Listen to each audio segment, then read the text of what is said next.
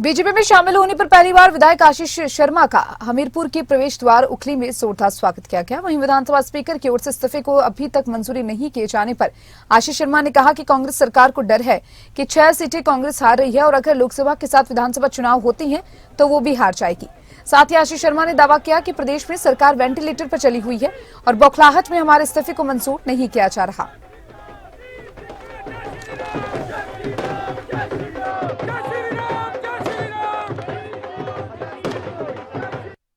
देखिए, ये बौखलाहट दिखाती है कि किस स्तर पे, क्योंकि जो विधानसभा स्पीकर होते हैं वो कॉन्स्टिट्यूशनल पोस्ट है। आप बड़ी बात जानते हैं कि वो किसी पार्टी से संबंध नहीं होता। लेकिन ये बड़े दुर्भाग्यपूर्ण बात है कि जब हमने इस्तीफा दिया है और जो इस्तीफा स्वीकार करना होता है, जब किसी ने अपनी इच्छा अनुसार इस्तीफा दिया है तो करना पड़ता है। लेकिन ये जानबूझ के डिले टैक्टिक्स है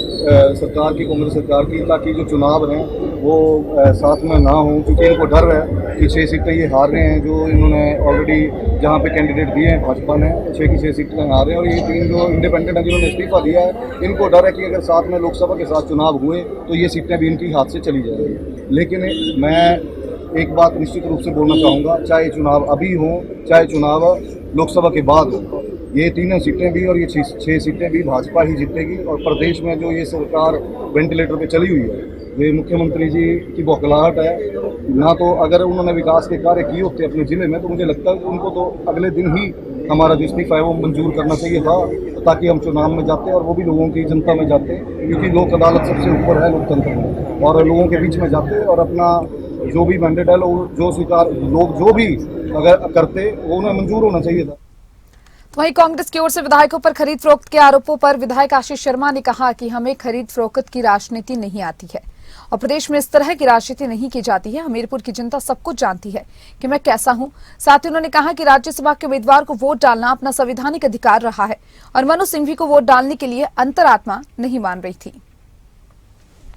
देखिए, मैं पहली बार चुना गया हूँ, ना तो मुझे इस तरह की राजनीति आती है खरीद फरोख्त की कि विधायकों को खरीदें, और ना ही मुझे लगता है कि प्रदेश में इस तरह की राजनीति होती है। पिछले 14 महीने में मेरे हमीरपुर क्षेत्र की जनता भली भांति जानती है कि क्या मेरा चरित्र है, क्या कैरेक्टर से मैं पला बड़ा हूँ और क्या मेरे संस्कार है। दूसरी बात यह है कि जिस तरह से भेदभाव माननीय मुख्यमंत्री जी ने अपने ज़िले के ही विधायकों से किया है, ये रिजनमेंट शो की है हमने। और रही बात, आपको भली भांति पता है जो ये प्रकरण चला हुआ है 27 फरवरी से चला हुआ है, जब राज्यसभा का चुनाव था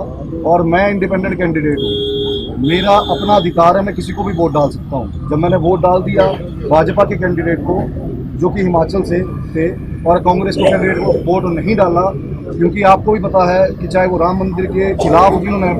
वहाँ पे सुप्रीम कोर्ट में जो मुकदमा लड़ा है वो मनु सिंघवी जी ने लड़ा है, और हमारी अंतरात्मा नहीं बोली कि हम उनको वोट